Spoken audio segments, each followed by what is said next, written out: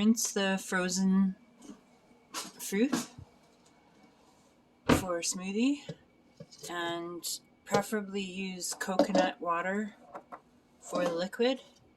And this has a maximum line right here, so that'll squish down. So here's the attachment, and it goes on the end of this motor. It's a finished product. I just washed this. Hook your finger under the blades to make sure that those are clean. So I usually put some soap on my hand and just go under each blade and the stem, so that things don't hide there. And of course, all around in there. And the black plastic pieces would just be wiped off with a cloth.